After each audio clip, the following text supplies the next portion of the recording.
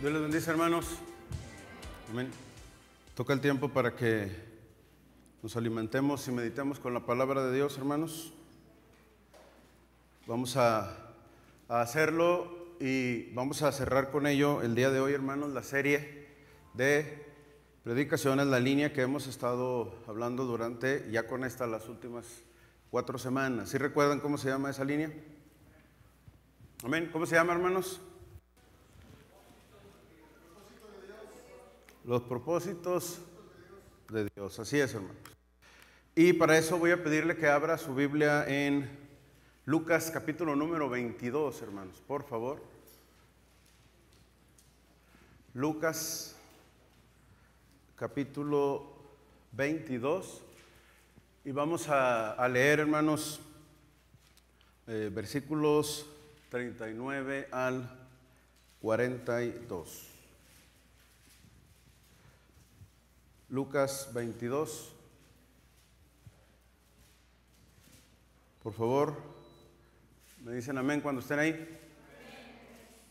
Muy bien.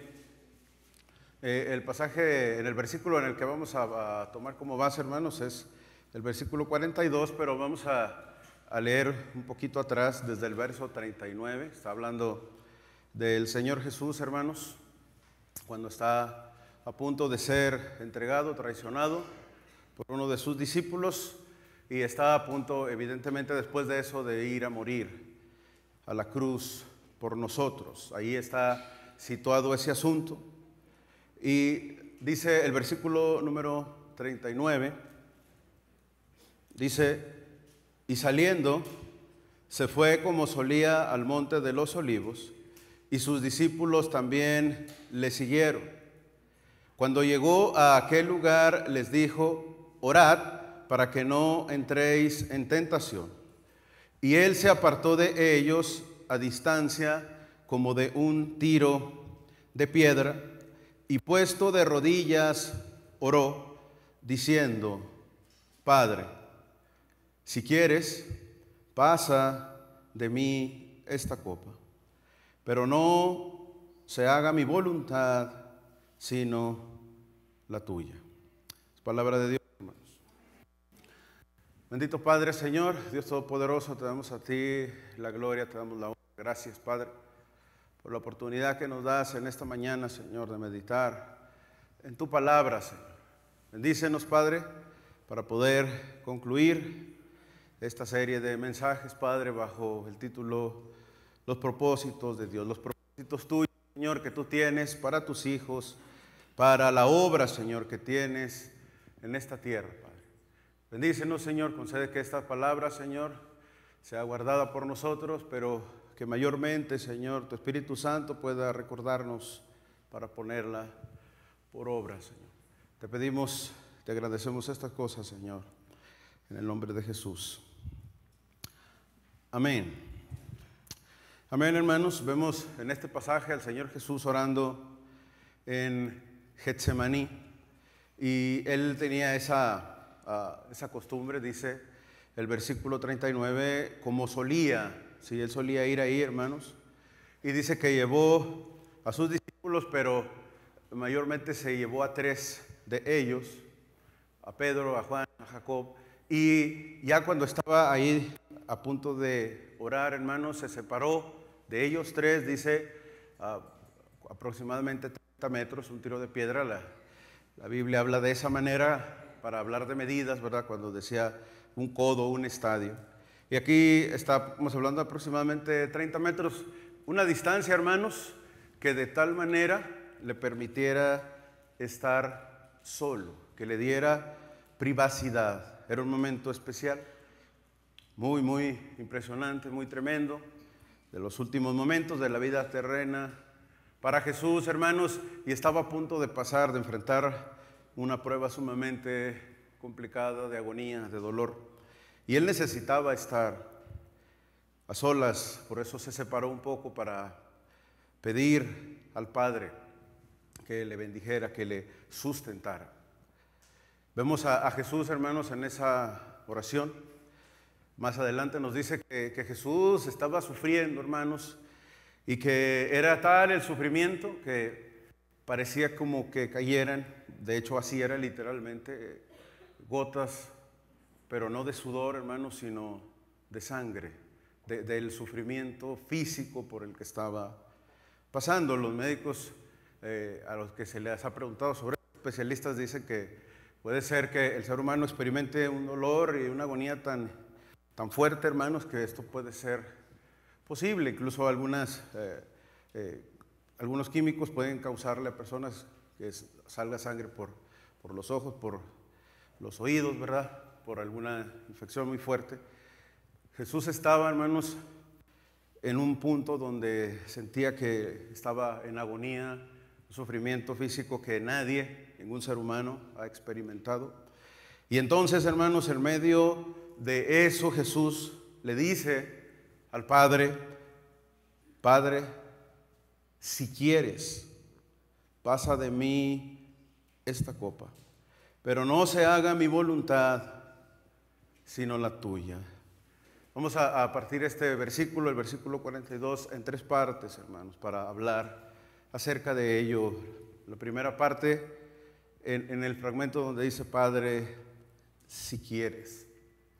Jesús, hermanos, le está diciendo al Padre, a nuestro Señor, al Creador, le está diciendo que Él está dispuesto a someterse absolutamente a su voluntad, hermanos, a la voluntad de Dios ante todo, sea como sea. Por eso tiene que decirle: si quieres, si es tu deseo, si es tu voluntad, si tú así lo permites, si tú quieres, pasa de mí esta copa.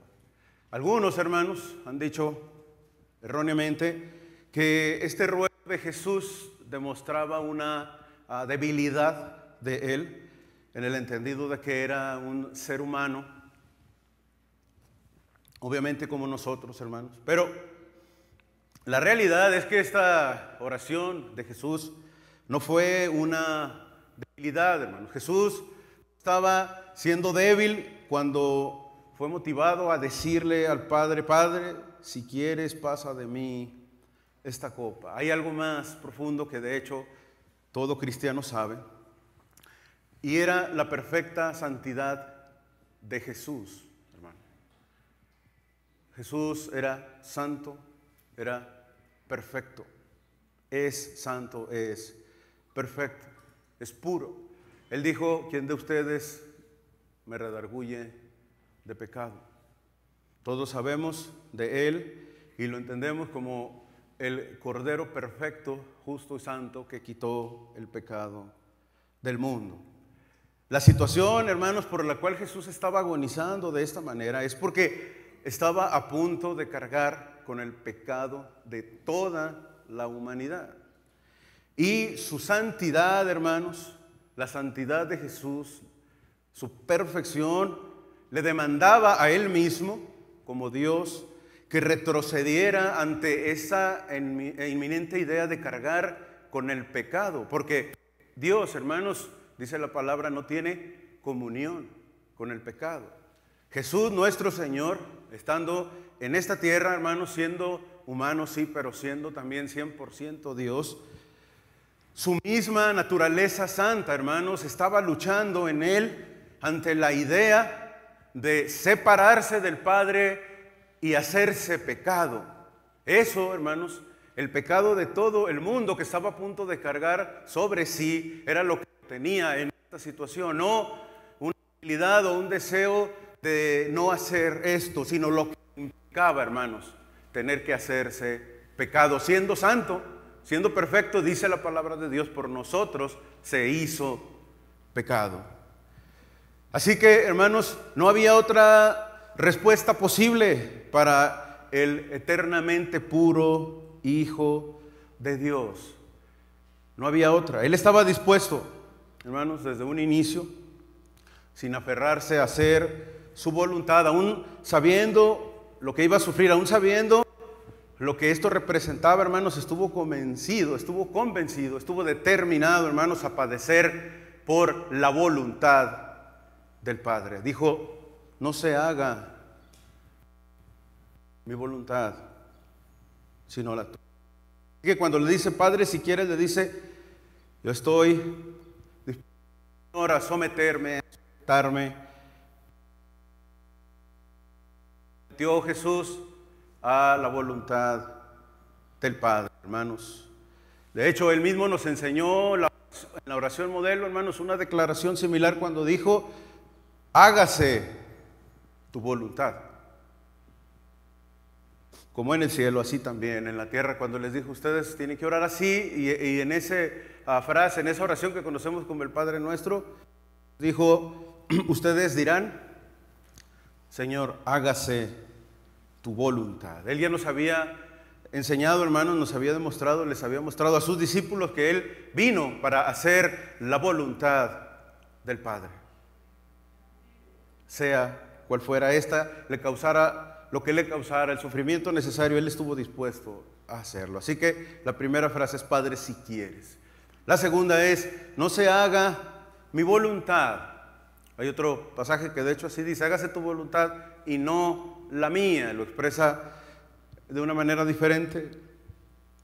Hermanos, nuestra voluntad, y aquí es importante esta frase, no la mía. Nuestra voluntad, hermanos, la de nosotros, no la de Jesús, se relaciona con nuestros deseos personales, ambiciones, decisiones basadas en preferencias. Normalmente, hermanos, para nosotros seres humanos débiles, limitados, nuestra voluntad, entienda esa frase, nuestra voluntad, hermanos, está relacionada con egoísmo, con orgullo y con temor. Y no era eso lo que estaba pasando en Jesús. Él no estaba siendo egoísta, no tenía orgullo y mucho menos tenía temor. Estaba sufriendo por el pecado que había de cargar, hermanos. Pero esta frase, no la mía, hermanos, la tomo para ubicarnos en que hacer la voluntad de Dios, y tenemos que reconocerlos, tenemos que decirlo, hermanos, es difícil porque requiere un sacrificio personal, requiere ir muchas veces a hacer la voluntad de Dios en contra de lo que queremos, de lo que nos gusta hacer. ¿Sí? Para Jesús representó hacer la voluntad del Padre un sacrificio, el mayor que se ha hecho en la historia de la humanidad, hermanos. Para nosotros hacer la voluntad de Dios en ocasiones, hermanos, muchas veces suele ser un sacrificio porque es justamente ir en contra de lo que queremos, de lo que anhelamos. La oración que hizo Jesús, hermanos, pidiéndole al Padre, si quieres, si tú puedes, Señor, si tú quisieras, pero no se haga mi voluntad. Es la oración que nosotros debemos hacer, hermanos, en todo momento, ante cualquier circunstancia, donde estamos ante una decisión importante y trascendente. Señor, tengo que hacer esto, tú me lo ordenas, hágase tu voluntad y no la mía. Este cuarto tema, hermanos, de los propósitos de Dios tiene que ver con esa idea. No se haga mi voluntad, sino la tuya. Jesús lo tuvo claro. Jesús, siendo en forma de Dios, hermanos, y viniendo aquí sin aferrarse a seguir en su trono, vino a la tierra y estuvo dispuesto a hacer la voluntad de Dios, aún sabiendo lo que eso conllevaba, lo que representaba. Aún a pesar de eso, hermanos, y en medio de la agonía y del sufrimiento, y sabiendo que el Padre le iba a dejar por un momento, hermanos, cuando nunca antes había pasado eso, siempre habían estado juntos, hermanos, Él estuvo dispuesto a hacerle. Esa debe ser la oración para el cristiano en momentos, hermanos, donde parece que tomar una decisión o seguir la voluntad de Dios pareciera ser que nos va a causar un sacrificio, va a ser algo que nos desafíe. Aún a pesar de eso, hermanos, nuestra oración debe ser la que hizo Jesús: hágase, Señor, tu voluntad. No se haga mi voluntad, Señor, hágase la tuya. Y la realidad es que nos cuesta algo de trabajo. Por eso la tercera frase, después de Padre, si quieres, y no se haga mi voluntad, la tercera es, sino la tuya. Dice el Salmo 40, versículo 8, el hacer tu voluntad, Dios mío, me ha agradado. Qué maravillosa declaración, pero la realidad es que pocas veces es cierta en nuestras vidas. Pocas veces. Sobre todo cuando la voluntad de Dios, hermanos, se antepone a nuestra propia voluntad. Normalmente no decimos así, decimos, hacer tu voluntad, Dios mío, me ha agradado. Tenemos que reconocerlo. En el último viaje a Jerusalén, hermanos, Jesús tomó a los 12 aparte y les comenzó a decir las cosas que le habían de acontecer. Les dijo, vamos a subir a Jerusalén.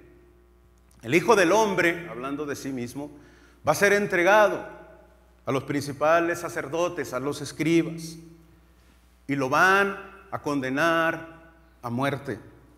Y le van a entregar a los gentiles, y le van a escarnecer, le azotarán, le escupirán. Pero al tercer día resucitará. Cuando escucharon esto, hermanos, los discípulos que habían andado con él por un largo tiempo, 3 años aproximadamente, se cimbraron, hermanos. Aunque él les había dado muestra, les había ido diciendo de tiempo en tiempo, anunciando que esto iba a pasar. Cuando ya está por entrar a Jerusalén y les dice, me va a pasar esto. Me van a escupir, me van a matar, me van a escarnecer, a azotar, a crucificar. Van a burlar de mí. Al tercer día voy a resucitar. Ellos no escucharon la parte final, al tercer día voy a resucitar. Lo vemos cuando Jesús resucita y ellos no sabían, sino que estaban tristes, no sabían qué había pasado, tenían la pérdida de toda esperanza, hermanos. Y lo vemos claramente porque en una ocasión cuando Jesús les declara eso, Pedro le dice, Señor, en ninguna manera esto te acontezca.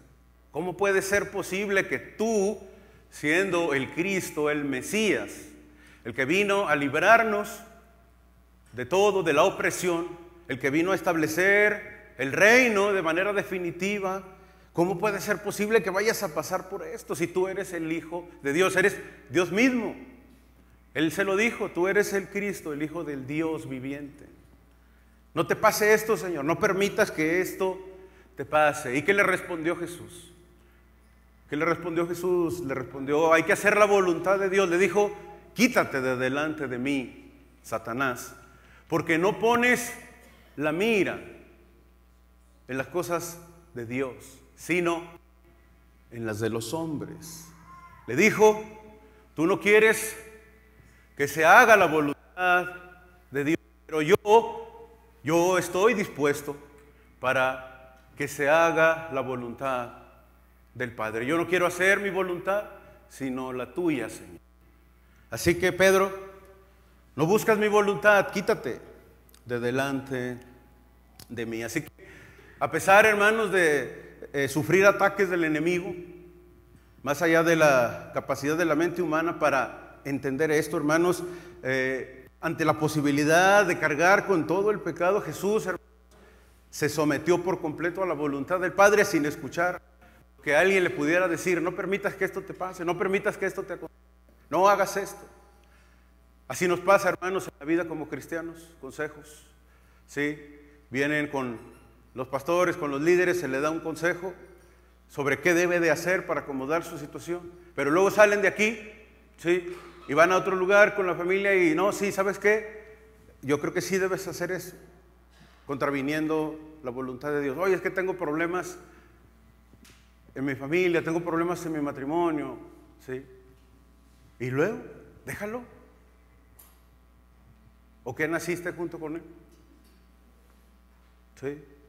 Déjalo, no pasa nada, ¿sí? Y nosotros le decimos, hermanos, la palabra de Dios dice esto, pero no estamos dispuestos a decirle al Padre, Señor, no se haga mi voluntad, sino la tuya. Porque ponemos la mira en las cosas de los hombres, hermanos, y no en las de Dios. Porque no entendemos que en esa voluntad, hermanos, que tiene Dios para nosotros, hay bendición, hay vida eterna. Porque no tenemos puestos los ojos, la mira en las cosas eternas, sino en las temporales. Así que, hermanos, los propósitos de Dios implican que nos sometamos a su voluntad, aún y a pesar de que hacer su voluntad sea un sacrificio. ¿Qué más grande sacrificio se le ocurre a usted que pueda ser mayor que el sacrificio que hizo Jesús por el mundo entero? ¿Existirá algún sacrificio que Dios le pida hacer a usted para someterse a su voluntad que sea mayor que el sacrificio de su Hijo Jesús? ¿Habrá alguien que Dios le haya pedido un sacrificio mayor que ese? No, ¿verdad? Y entonces, Jesús oró, hermanos, no se haga mi voluntad, sino la tuya. Jesús, hermanos, demostró que era necesario tener sumisión a la voluntad del Padre, aunque esto implicara sufrir, padecer, tener agonía, luchas, dificultades. Por eso le dijo a Pedro también, ese Pedro era tremendo, le dijo: Pedro, mete tu espada en la vaina. La copa que el Padre me ha dado, no la he de beber. Estaba preguntando retóricamente a Pedro, hermanos. Pedro, mete tu espada. Y eso viene a colación cuando Pedro saca la espada, porque vienen a apresarlo un grupo grande de soldados. Hay que reconocer, eso sí, hermanos, la valentía de Pedro, eso sí. Porque en las escenas, en las películas que hemos visto, se ve que vienen 10, 12 hombres. No fue así, hermanos. La guardia lo apresaron, una parte romanos, pero los que lo apresaron fueron de las autoridades del pueblo de Israel, de los judíos. Hermanos, eran otros, que los romanos estaban un poco hacerles una segunda guardia. Se sabe que eran alrededor de por lo menos 100 hombres, hermano. Imagínense a Pedro sacando la espada y viéndolos. No, son 100 silagos, ¿verdad? ¿Sí? Y le tiró a uno y le corta la oreja y se fue sobre el otro y andaba golpeando. Él pensaba que iba a pasar sobre todos y Jesús lo detiene y le dice: Pedro, guarda tu espada. La copa de mi Padre, la copa que mi Padre me ha dado, no la he de beber. Y en efecto, hermanos, la bebió. Así que él no estaba sufriendo pensando echarse para atrás, hermanos. No era así. Lo vemos en la declaración: no se haga mi voluntad, Señor, sino la tuya. Pero ¿qué pasa, hermanos, cuando nos toca a nosotros tener que hacer la voluntad de Dios en nuestras vidas? Cuando nos encontramos ante una decisión de decidir si hacer lo que nos gusta, lo que creemos que es mejor para nosotros, porque todavía somos atrevidos y pensamos que tomar nosotros una decisión por encima de la voluntad de Dios es lo que más conviene, porque Dios no nos conoce como nosotros nos conocemos. Hay gente que se atreve a pensar eso, hermanos. ¿Qué pasa? Cuando Dios nos manda a nosotros sujetarnos a su voluntad y a su soberanía, como lo hizo poniéndonos el ejemplo perfecto Jesús. La triste realidad, hermanos, es que como cristianos nos cuesta trabajo, mucho trabajo, hacer la voluntad de Dios, cuando esa voluntad de Dios no nos agrada, hermanos, y entonces cuestionamos a Dios, creemos que somos más sabios que Él y que Él no nos entiende. Le dijo Dios a Job: ¿dónde estabas tú cuando yo creé todas las cosas? Cuando Job se atrevió a cuestionarle, luego de un tiempo, hay que decirlo, de soportar y de aguantar. Gracias, hermano. Sí, luego de un tiempo de soportar y aguantar, Job empezó a cuestionar a Dios por lo que estaba pasando, y Dios le dice: ¿dónde estabas tú cuando yo creé el universo, cuando creé todas las cosas? Y así somos nosotros, hermanos. Pensamos que sabemos más, pero ¿dónde estábamos cuando el Señor creó todo lo que existe?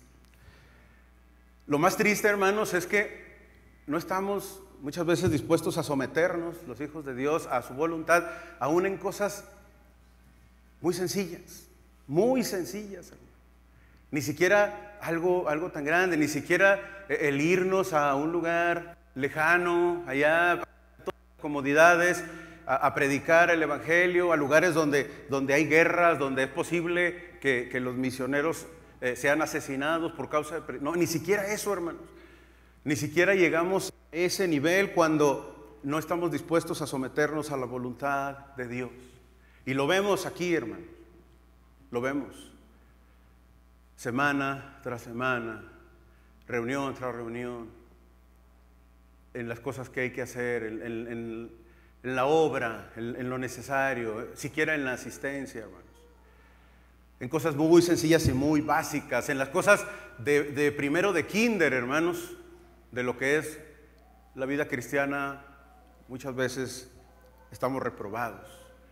Ni siquiera salimos todavía de primero de kinder, de segundo, de tercero, y ni la primaria, nada. En kinder, hermanos, reprobamos. ¿Saben a qué me refiero con que reprobamos primero de kinder? ¿Ha escuchado, hermanos, cuando les pregunta por qué no vino el domingo a la iglesia, decir, es que estaba lloviendo? ¿Los ha escuchado? Es que el niño tenía frío y no lo pude traer. ¿Sí? Como si porque estuviera lloviendo o porque estuviera haciendo frío no fueran al trabajo, por ejemplo, o no fueran a ese concierto o a ese evento o a esa cena o a esa fiesta que quería ir, ¿sí? Nevando, y estamos, ¿verdad? ¿Por qué? Porque en las cosas básicas de kinder, hermanos, el cristiano promedio no está dispuesto a hacer la voluntad de Dios. Cuestiona, ¿sí? Si en estas cosas que son tan sencillas, que ni siquiera, hermanos, ojo, estar aquí cada domingo le garantiza, ¿sí?, que es parte del pueblo de Dios. Jesús lo dijo: no todo el que me dice Señor, Señor, entrará en el reino de los cielos, sino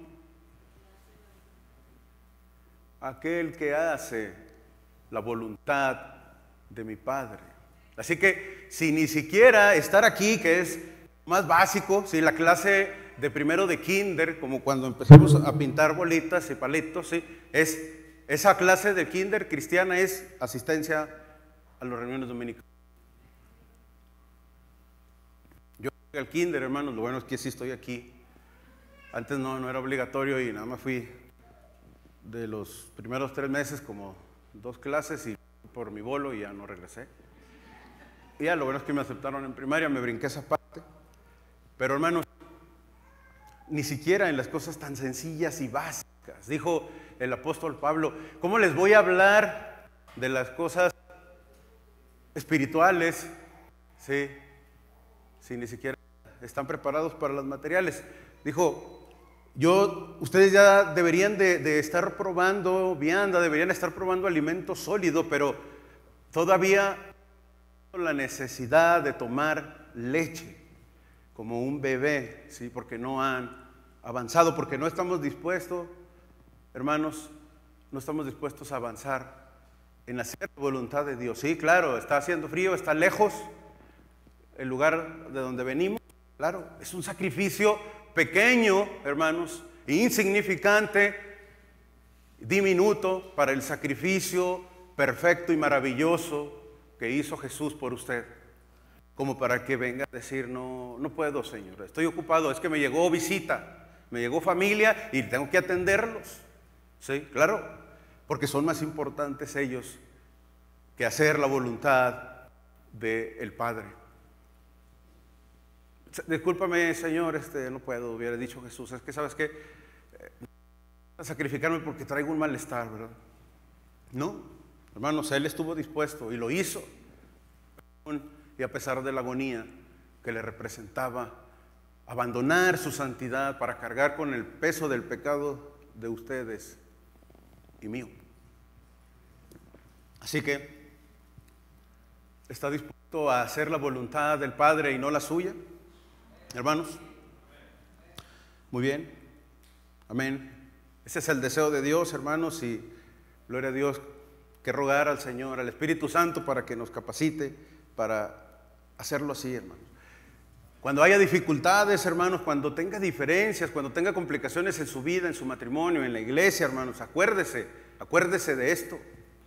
Acuérdese de esto que estamos diciendo. ¿Por qué? Porque la experiencia nos demuestra, hermanos, que cuando vienen las dificultades, cuando hay que hacer algún pequeño sacrificio y mantenernos humildes y pedir perdón y disculparnos y acomodar nuestro orgullo, hermanos, la mayor parte del tiempo, hermanos, reprobamos. La mayor parte del tiempo. La experiencia nos lo dice, hermanos, lo hemos visto por años. Hermanos que se han ido, ¿sí? ¿Por qué? Es que los pastores no me saludan. Me voy de la iglesia. ¿Ha escuchado eso? Yo sí, muchas veces. Es que el hermano es que me dijeron que se diera la silla a otros hermanos, unos visitantes, y me echaron para atrás. Pues yo llegué primero, hermano. Yo ya estaba aquí. Ya no voy a venir, ya me voy. He escuchado eso, hermano, cosas de ese tipo. Hermanos a los que se les llama la atención porque están desordenados, ¿sí? Buscando que se acomoden, porque el Señor merece respeto, porque es un Dios de orden, y se ofenden y no están aquí. Así, de ese nivel.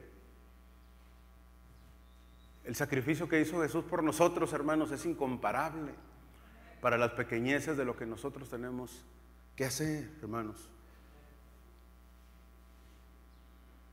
El año pasado los hermanos pastores y yo, que también soy, dice el pastor, ¿sí? No de tiempo completo, pero ahí andamos, echándole ganas. Tuvimos unas diferencias, hermano. Sí lo saben, ¿verdad? Y hubo personas, hermanos, del pueblo de Dios, que estaban esperando que el liderazgo se dividiera, se fraccionara, para poder decir, ¿y dónde está su unidad que tanto predican? Lo estaban esperando, hermanos, su debilidad. Y por supuesto que hubo prueba, y por supuesto que hubo dificultades, claro que sí, lo hemos dicho, lo reconocemos, tenemos debilidades humanas, hermanos, somos pecadores, ¿sí? Pero, hermanos, estamos en el deseo de hacer la voluntad de Dios. Porque la clave, y lo hemos dicho y lo volvemos a decir para que vuelvan a decir, ¿dónde está la unidad que tanto predican? Aquí está, hermanos. Gloria a Dios. ¿Dónde está la unidad que tanto predican, hermanos? Hemos dicho que amamos la obra de Dios más que a nosotros mismos. Y aquí estamos, hermanos, deseosos de hacer la voluntad de Dios con todo lo que eso conlleva y representa, hermanos. Y no es fácil, pero hermanos, no es nada comparado con el sacrificio maravilloso que hizo Jesús por mí.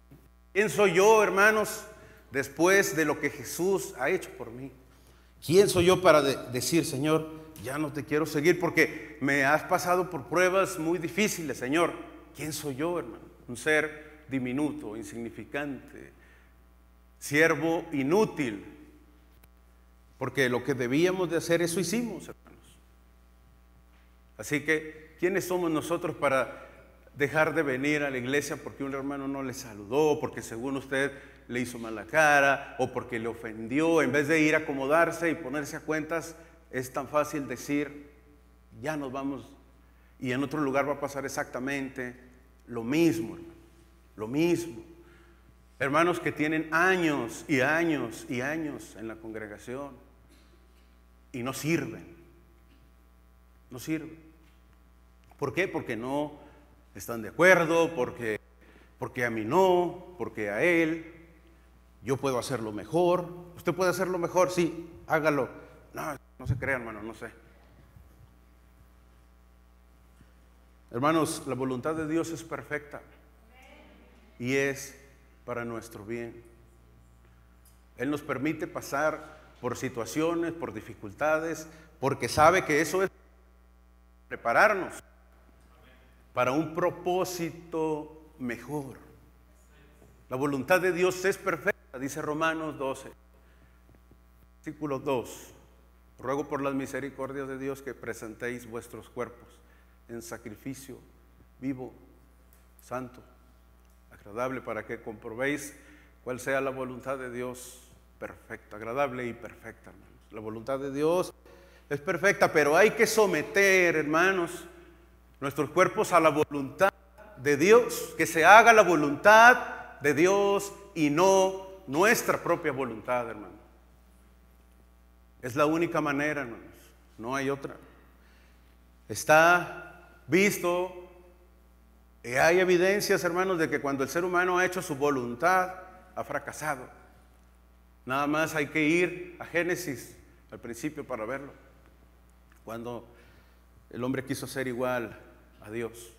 Y hay que seguir a través de todo Génesis y la ley y los libros de historia para ver que cuando el ser humano, hermanos, trató de hacer su voluntad y no la de Dios, siempre fracasó. Y hay que voltear a ver aquí a la congregación. Cuando usted y yo hemos tratado de hacer nuestra voluntad, hemos fracasado. Pero cuando hemos puesto por encima de mis deseos, de mi orgullo, de mi ego, cuando hemos puesto por encima de eso la voluntad de Dios, hermanos, el Señor ha sido maravilloso con nosotros, con esta congregación, con su pueblo. Nos ha dado victoria, gloria a Dios. Así que denle un aplauso de alabanza al Señor, hermano.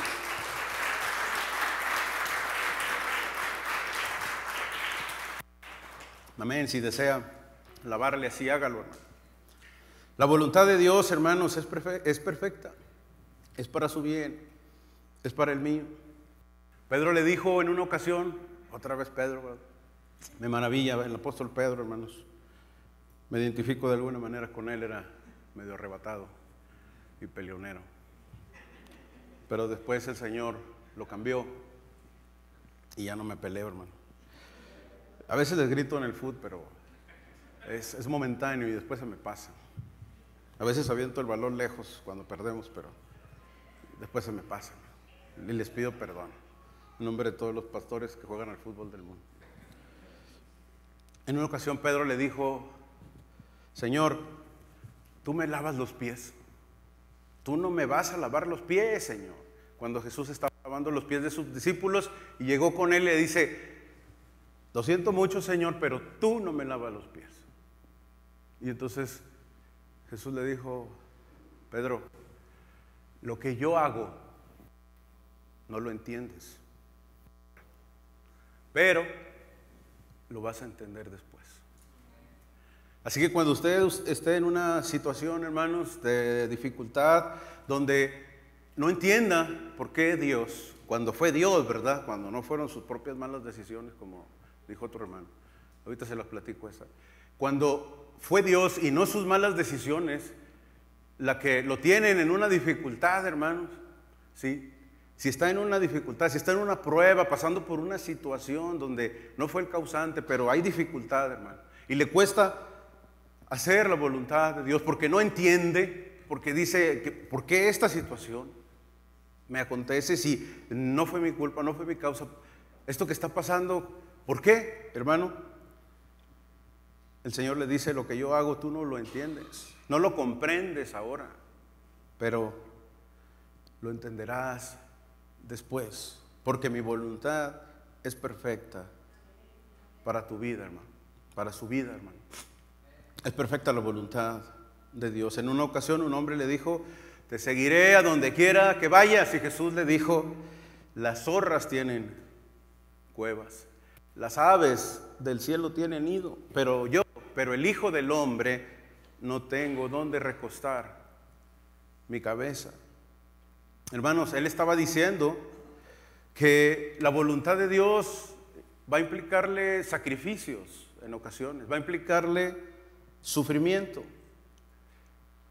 Cuando le dijo: sí, me vas a seguir a donde quieras que sea, pues debes de saber esto. La voluntad implica, hacer la voluntad de Dios, hermanos, implica sufrir a veces. Tener que renunciar a lo que yo quiero hacer, a lo que yo digo, esto es justo, sí, es justo, pero yo quiero que hagas esto, porque yo soy un Dios de misericordia.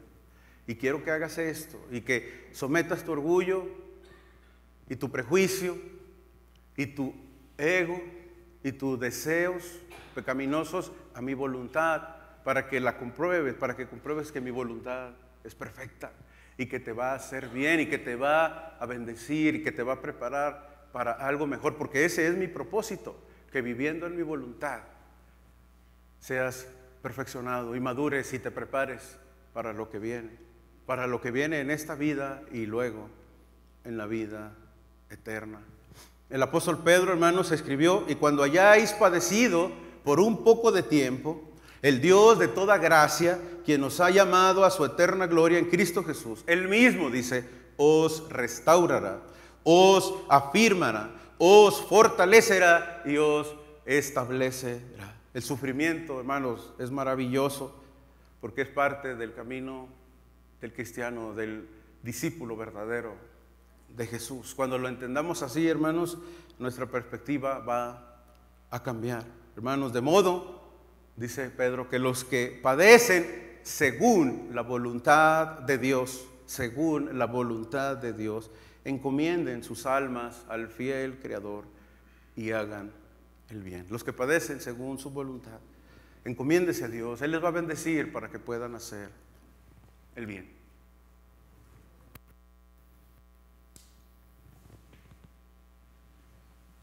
¿Qué huele? ¿Quién se la robó? Ya se desactivó esta cosa. Ahí está. Quiero platicarles, hermanos, rápidamente la historia del profeta Elías. Ustedes la conocen, estoy seguro de eso.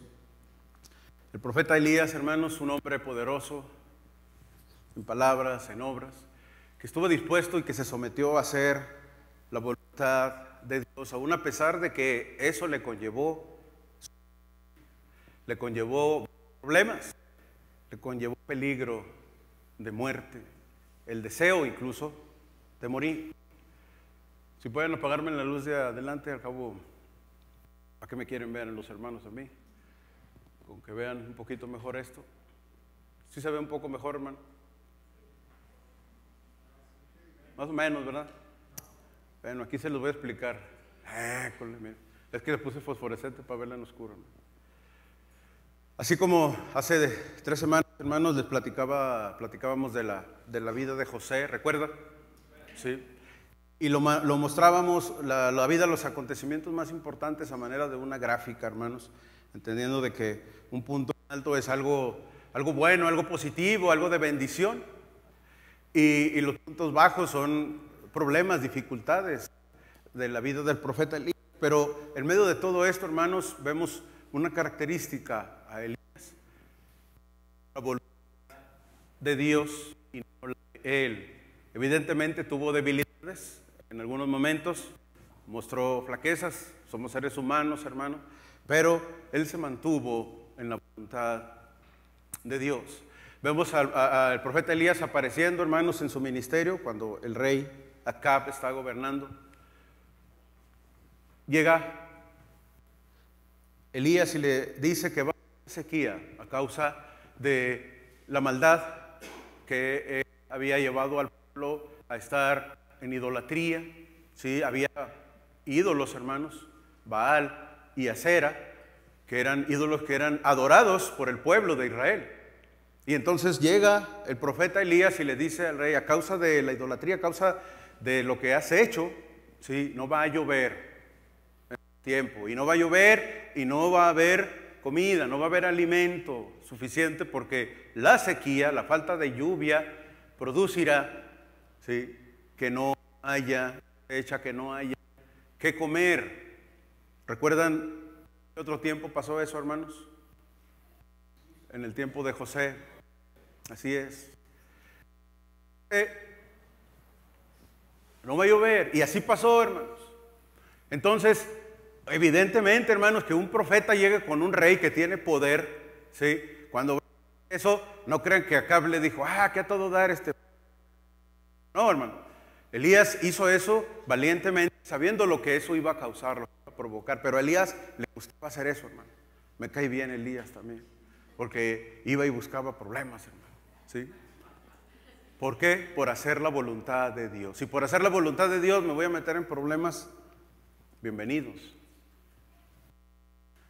Vemos a Elías escondiéndose en un arroyo, hermano, por indicaciones del Señor.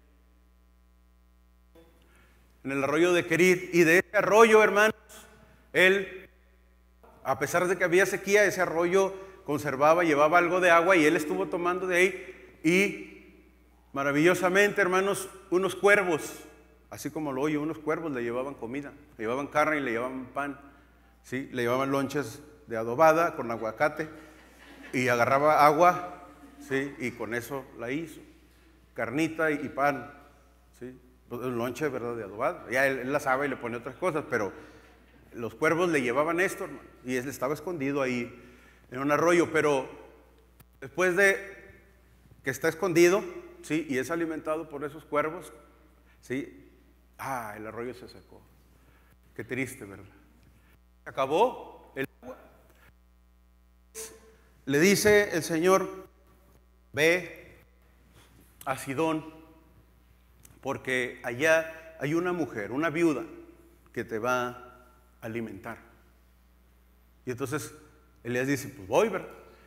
Y lo más impresionante del asunto es que, pudiendo Dios, hermanos, mandar a Elías a cualquier otro lugar, con gente poderosa, con gente rica, no, le dice: ve con una viuda, ¿sí? No había acabado la maravilla de Dios con los cuervos, no, le dijo: ve con una viuda. Esta viuda, hermanos, era viuda entre las viudas, ¿verdad? La historia nos dice que no tenía nada que comer. Entonces Elías pudo haber llegado y dicho: oye, no me habré equivocado. Oye, Señor, mándame el GPS, mándame la ubicación por WhatsApp, porque se me hace que llegué a otro lugar donde no es. Y el Señor le dice: no, es ahí, ella te va a alimentar. Y entonces Elías dice: bueno, mujer, dame de comer. Bueno, primero le pide agua, y cuando va la mujer, Elías dice: bueno, y ya he pasado aprovechando pues dame de comer un panecito. Y entonces la mujer le dice: hombre de Dios, vive Jehová. Una mujer incrédula le dice: vive Jehová, tu Dios, que no tengo nada que comer. Solamente me queda esta poquita masa, este poquito aceite, poquita agua. Iba a hacer una torta para dársela de comer a mi hijo y a mí, y comérnosla y después dejarnos morir. No tengo nada, hombre de Dios. Y entonces Elías le dice: dame de comer, porque así ha dicho el Señor, que la harina no se acabará y el aceite no se escaseará. Dame de comer. Y entonces esta mujer tuvo fe, ¿verdad? Es que muchos de nosotros que no porque dicen: ya no me quedó porque debo mucho. Y esta mujer tuvo fe y apostó y arriesgó por el Dios de este hombre al que ni conocía. No conocía a Elías, pero sin embargo conocía que había un Dios poderoso en Israel. Y le dijo: vive tu Dios. Y lo hizo, hermano. Y la palabra de Dios nos dice que fue alimentado por esta viuda, ¿sí? Se fue después de ahí, pero la misma historia nos dice que esta mujer durante 3 años, más de 3 años, hermanos, no se terminó la harina ni el aceite, porque creó y confió en el Señor. Pero estando ahí, hermanos, muere el hijo de la viuda. Y la mujer le dice: ¿qué tienes contra mí? ¿Veniste a traerle muerte a mi hijo? Le estaba reclamando cuando ella ya había pensado dejarlo morir, ¿verdad? Ya ve cómo es uno, le echa la culpa de todo al otro. Al final le echa la culpa y Elías dice: Señor, clama a Dios y resucita, hermanos. ¿Sí? Resucita al hijo de la viuda. Y la mujer lo reconoce como un varón de Dios. Pero, hermanos, cuando va de regreso, Acab le manda a decir por medio de otro profeta: ¿eres tú él? Tú, ya lo ven venir y le tú eres Elías, eres el que tú dijiste que no iba a llover y que iba a haber sequía, y mira cómo nos tienes, es tu culpa. Y Elías dice: ¿qué pasó? ¿Cómo que es mi culpa? Es culpa tuya. Y entonces, hermanos, después de eso, ¿sí?, cuando le dicen: eres tú el que turbas a Israel, hay un acontecimiento maravilloso, donde el pueblo dice: Jehová es el Dios. Elías mata a los profetas de Baal cuando los reta y los cita en el monte Carmelo. Nosotros sabemos que fueron 400 profetas, pero fueron 850, 400 de Baal, y 450 de Baal y 400 de Acera, ¿sí? El ídolo de la mujer Jezabel. Y entonces dice que mató a los profetas de Baal y los degolló después de un acontecimiento maravilloso. Lo conocen, ¿verdad? No hace falta que lo cuente. Después huye, hermanos, huye, ¿sí? Y dice, va cayendo y dice: Señor, basta ya. Me siguen, me buscan para matarme, quítame la vida. ¿Se imaginan? Un profeta de Dios había visto diciéndole al Señor: quítame la vida. Bueno, era un ser humano con debilidades, hermano. Y en su punto más bajo lo vemos deseando morir. Pero luego empieza la escalada final, hermanos, de la vida. Parece un cuento, parece una historia maravillosa, parece algo épico, como si fuera mitología, pero no lo es, hermanos. Es historia verdadera del pueblo de Dios. Después de eso es alimentado por un ángel, ¿sí? No solamente cuervos, no solamente viudas sin nada que darle, sino un ángel. Lo alimentó, hermanos, y es fortalecido por Dios. Y llama a Eliseo. El Señor le dice que llame a Eliseo y habita en su lugar. Y al final, hermanos, la historia de Elías, cuando él deseó morir, le dijo: Señor, me siguen para matarme, solamente quedo yo y hay muchos profetas todavía y me quieren matar porque he sentido un celo, dice, por causa de Jehová, porque todos siguen ídolos y no te siguen a ti, Señor, pero yo he estado dispuesto a hacer tu voluntad y ahora me quieren matar. Después de decir eso y de otras cuestiones donde es fortalecido, donde es enviado, donde llama a otro, y con Eliseo, vaya que pasaron otros acontecimientos impresionantes, hermano. Después de llamar a alguien que se iba a quedar en su lugar, la historia, hermanos, de Elías, así termina maravillosamente. Dice: y aconteció que yendo ellos, Elías y Eliseo, y hablando, he aquí un carro de fuego con caballos de fuego descendió del cielo y se llevó a Elías en un torbellino. Gloria a Dios, hermano. Nada más de imaginarme esa escena, ay, me pongo chinito. ¿Se imagina eso? Elías, uno de los dos hombres que sabemos en el Antiguo Testamento que no murió, después de desear morir, después de que lo querían matar, el Señor le concedió, hermanos, ir a su presencia. Y sabemos que está ahí porque en el Nuevo Testamento, cuando Jesús se transfigura, ¿quién apareció con él, hermanos? Elías y Moisés. Sabemos que está en el cielo, gloria a Dios, hermanos. Allá quiero estar yo también, usted también. Estoy esperando ese momento, hermano. Ahí está una pintura de Eliseo viendo a Elías despedirse en un fuego con caballos de fuego llevado a Dios ante su presencia, hermano. Y quiero terminar, hermanos, para decir, ¿por qué Elías pasó por todos esos acontecimientos? ¿Por qué tendría que ser así? ¿Por qué simplemente no la vida de nosotros como cristianos empieza así y va así? ¿No le gustaría? Sí, ¿verdad? Por supuesto que sí, pero no, hermanos. Esto, hermanos, es parte de la voluntad perfecta de Dios. Dijo Pedro, para que después de un tiempo, hermanos, que padezcáis por causa del Señor y hagas la voluntad de Él, para que sufras por la voluntad de Él, Él, hermanos, te bendecirá, Él te preparará, te capacitará para que estés preparado para entrar en el reino de los cielos con Él. Hermanos, hay situaciones de la voluntad de Dios. Gracias, hermanos, si quieren ya aprenderlo. Hay situaciones, hermanos, de la voluntad de Dios que no comprendemos. Pero el que no comprendamos como seres humanos de por qué suceden esas cosas, ¿sí?, no quiere decir que Dios no tenga control de esas situaciones. Él tiene control de esas situaciones. Créalo. En su voluntad, que es perfecta, hermanos, tiene considerado estas situaciones.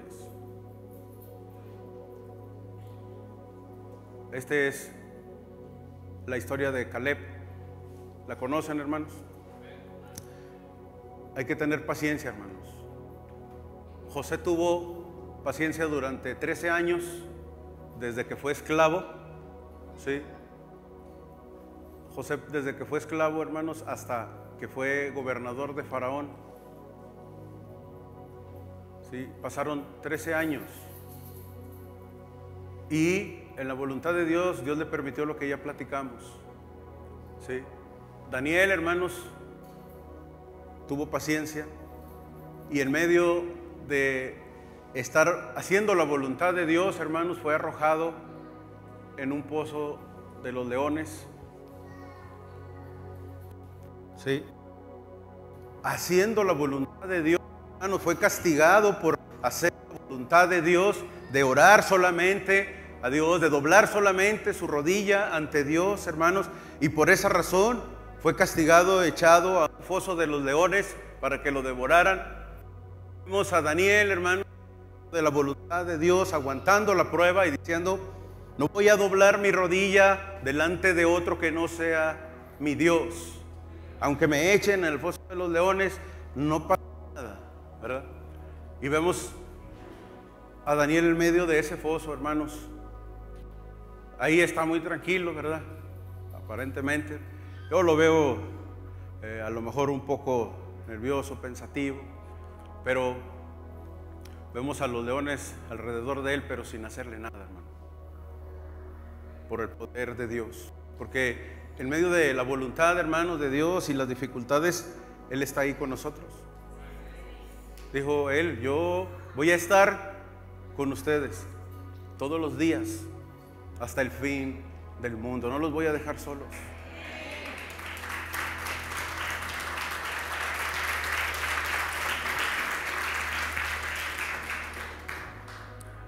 Y si alguien tuvo que esperar, hermanos, tiempo, fue este hombre. Y con este termino, que no quiere jalar. Este hombre, hermanos, tuvo que esperar para que la voluntad de Dios fuera hecha en sus vidas, tal cual se lo había prometido. Tuvo que esperar ni más ni menos que 45 años. Ustedes saben la historia de los espías que fueron enviados para ver cómo era la tierra prometida, hermanos. Uno de cada tribu, de las 12 tribus de Israel. Y sabemos, hermanos, que 10 hombres dijeron: Señor, se me hace que estás equivocado y que aquí no es. Sí, así como quizá algunos decían: no, pues Elías llegó con una viuda incorrecta. Sí. Llegaron y le dijeron: Señor, ¿sabes qué? Revisa bien porque aquí no es. ¿Sabes qué?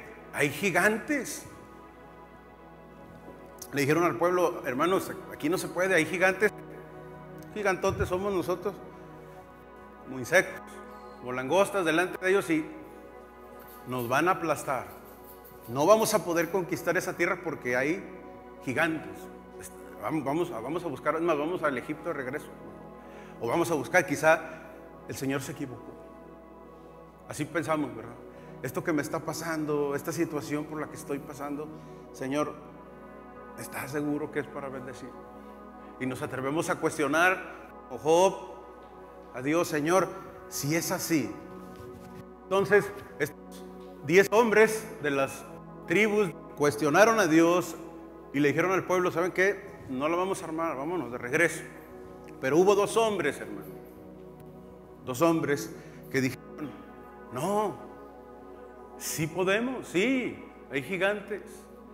Sí, pero sí podemos. ¿Saben qué es lo mejor? Dios está con nosotros y ese lugar fluye leche y miel. Hay fruto abundante, hay comida para hacer gorditas, ¿sí? Gorditas de esas de horno, ¿sí? Y ahí no vamos a tener problema. Hay comida para llenar, hay carne y lonches y panes de azúcar y donas. Y hay peñafiel de naranja con agua mineralizada, con hielitos, ¿sí? Así que sí es ahí, porque Dios nos dijo que a ese lugar al que nos iba a mandar era un lugar donde fluye leche y miel, y es ahí. Nosotros lo vimos. Dijeron: Josué y Caleb, ahí es. Y los otros, no. Y entonces Dios se enojó, hermanos. Se molestó porque el pueblo creyó a estos 10, ¿verdad? Parecía democracia. No, pues 10 contra 2 pierden, ¿sí? Y el pueblo se dejó llevar por esos pensamientos de temor, de que son antes que las murallas, que no vamos a poder. Y entonces Dios les dijo, por su incredulidad no van a entrar a la tierra prometida. Ustedes no van a entrar a la tierra prometida. Y los trajo, hermanos, vagando por el desierto 40 años. Y les dijo, hasta que se muera esta generación, ¿sí? Y ya venga una nueva generación, sus hijos sí van a entrar a la tierra prometida, pero ustedes no.